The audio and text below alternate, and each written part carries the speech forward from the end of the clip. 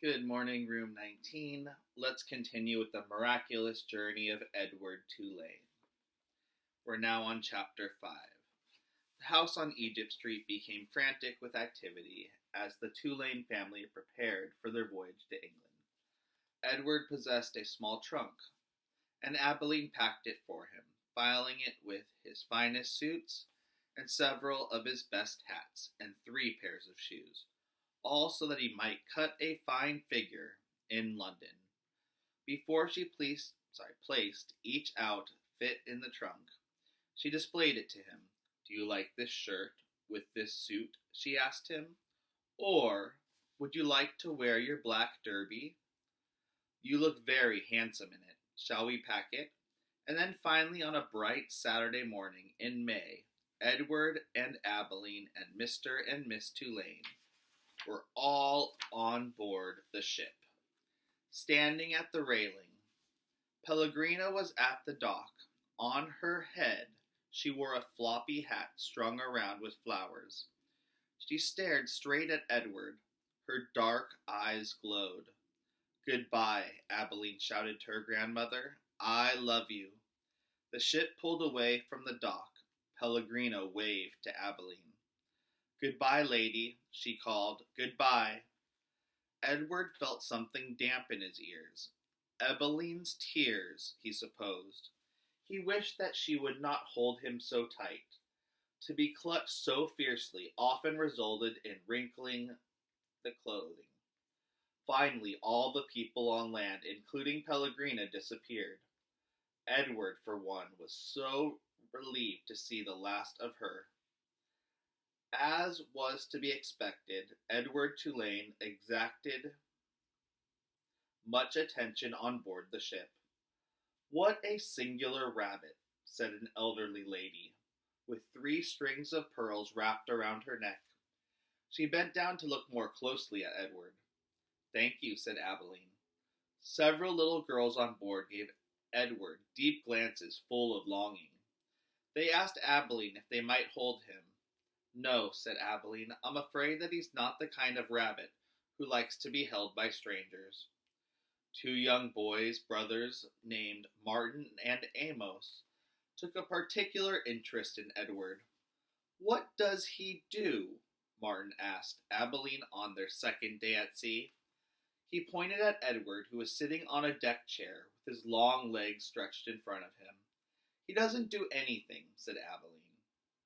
"Does he wind up somewhere?" asked Amos. "No," said Abilene, "he does not wind up." "What's the point of him, then?" said Martin.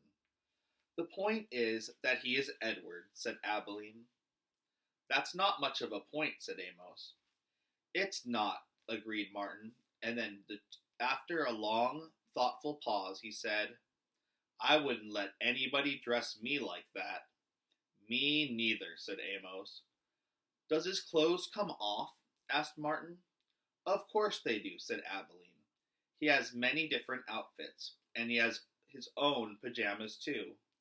They are all made of silk." Edward, as usual, was disregarding the conversation. A breeze was blowing in off the sea, and the silk scarf wrapped around his neck billowed out behind him. On his head he wore a straw boater. The rabbit was thinking that he must look quite dashing. It came as a total surprise to him when he was grabbed off the deck chair, and his scarf, then his jacket and pants were ripped off his body. Edward saw his pocket watch hit the deck of the ship and roll merrily toward Abilene's feet. "Look at him," said Martin. "He's even got underwear." He held Edward aloft so that Amos could see. "Take it off," shouted Amos. "No," screamed Abilene. Martin removed Edward's underwear. Edward was paying attention now. He was mortified. He was completely naked except for the hat on his head, and the other passengers on board the ship were looking at him, directing curious and embarrassed glances his way. "Give him to me," screamed Abilene. "He's mine." "No," said Amos to Martin. "Give him to me. He clapped his hands together and then held them open. "Toss him," he said. "Please," cried Abilene, "don't throw him. He's made of china. He'll break."